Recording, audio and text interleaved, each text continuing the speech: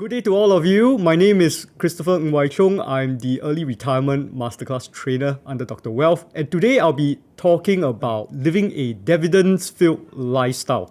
Okay? And as an overview of what we're going to cover for today, I will talk about what it's like to live a dividends-filled life.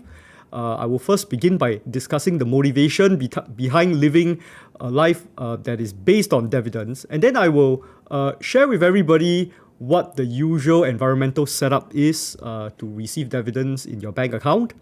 And I'll be providing two very conservative stocks that generally can be found in the portfolios of many dividends investors.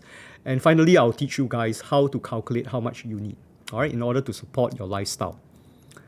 All right, so what's the motivation for dividends, right? And I think the most powerful reason to adopt a dividends approach in investing is that it's largely automated. So what I have here on the screen is basically a snapshot of my bank account when dividends begin to arrive at around 4:30 p.m. to 5 p.m. On the day where the dividends are expected to be paid to you. All right, and so if you set this up properly, the money will arrive in your bank account even if you're in a coma, right? And I think that's what a lot of people want to achieve. You don't even want a situation where to receive your dividends, you need to actually issue a request to a broker to actually direct the dividends into your bank account, okay? All right, so just a beginner's primer on how to read the SGX website as to when your dividends are going to arrive. There are a couple of key dates that I have on this slide.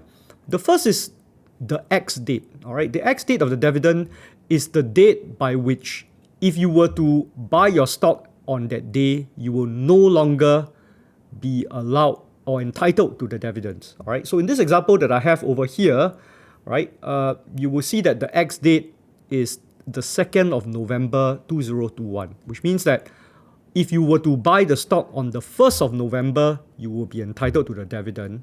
But if you were to be late and you purchase your stock on the 2nd of November, then you will not receive this dividend. However, the good news is that if you buy after X date, the stock will normally drop by an amount equivalent to the dividend that's being issued.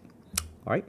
Now, there will be a few weeks delay between the time where the stock goes X date and the time where the dividend arrives in your bank account. And the payment date is basically what will define when the money will arrive. All right. So in this example that I have over here, on the 26th of November, the dividends will arrive for this ARA Logos Logistics Trust. Okay. And I've actually taken the screenshot that is the actual dividend that I've received. Okay. Yeah, so one good trick is to actually visit your bank account at around 4:30 p.m. to 5 o'clock p.m. on payment date to basically receive your present, okay? And the number is not a nice round number when it arrives in your bank account, but it should be quite fun to see a present, right? And it's often a surprise, right?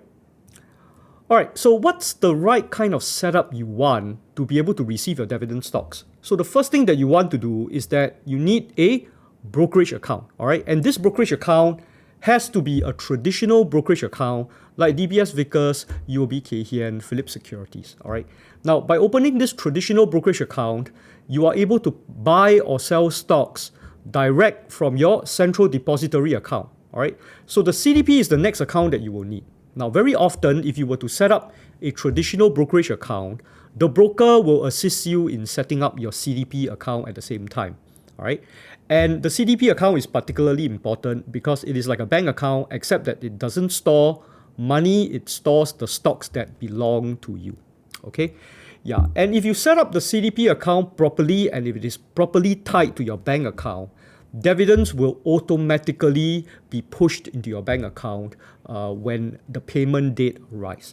Okay, so this is a very traditional kind of setup that you can do even 20 to 30 years ago, and it is the most automated. That means the most hands-off. All right. All right, so here are two examples of good dividend stocks that you can possibly consider if you are trying to build your dividend portfolio the first time around. The first is Netlink NBN Trust, and this is a a very straightforward business trust that designs, builds, owns, and operates fiber network infrastructure. So anything that is fiber beneath the ground, you are actually owning a certain part of it, and you are sort of renting it out for people to use it. And it's extremely stable. It yields 5.11% at the time where the slide was being made, and it pays twice a year. All right, so this is really one of those really nice first moves that a beginning dividend investor can actually make for themselves. The second dividend stock that I'm sharing with everybody is Ascendas REITs, and this is one of the biggest business spaces and industrial real estate investment trust that you can own. So essentially, you are owning these business spaces and you're renting it to other people. So you are some sort of like a landlord when you actually buy this counter, and it yields a very conservative 4.44%. Okay, but the good news is it pays 4 times a year. So imagine putting about $10,000 into this counter and getting approximately $111 4 times a year. Okay, all right. So with that in mind, all right, how much do you need if you want to build a lifestyle around the idea of these dividend stocks? So when you invest in these portfolios, you should be able to clear on average, I think, a dividend yield of about 5%. So if you actually have a portfolio designed exclusively for dividends, you might be able to find a combination of stocks that can produce about 5% every year. All right. And how much you need? You simply take the amount that you need every year and you divide by this 5% or 0.05. Okay. So suppose you want a dividends lifestyle that costs $2,000 a month. Okay, so all you have to do is annualize this, so it's $24,000 a year, and you divide it by 0.05, which means that you need about $500,000 in order to attain such a lifestyle. All right, and the beauty about this is that if you can live on $2,000 a month, then you will be less dependent on your monthly income. All right. Now, while $480,000 look a little bit daunting for many beginning investors, the process takes approximately 8 to 12 years to build up a portfolio of this size. So do not be discouraged. Over the short term, the dividends might rise to about $100 a month, and that would allow you to do very, very tiny lifestyle adjustments. Like for me, I think what I do encourage my students to do is to get a Netflix subscription as well as a Disney Plus subscription, so you know what it's like to actually enjoy a little bit of the payouts that come from the stock market. And so in summary, building a dividends portfolio can be a very easy way to get started in investing. It is very forgiving, and the underlying stocks tend to be extremely stable. And so this is a very, very good move for people that want to learn investing the first time round. Okay. Now, traditional brokerages, although the buy and sell for each stock is rather expensive, to be able to put stocks into your CDP account has the added advantage in that dividends are automatically credited into your bank account, all right? And this allows you to be able to get money in your bank account just like a salary or paycheck, even while you're in a coma in a hospital. I think that's what a lot of people desire. A good place to start investing would be to look for a high dividend counter that has very low volatility, and I've given 2 such examples of Netlink NBN Trust as well as Ascendas REITs for your consideration.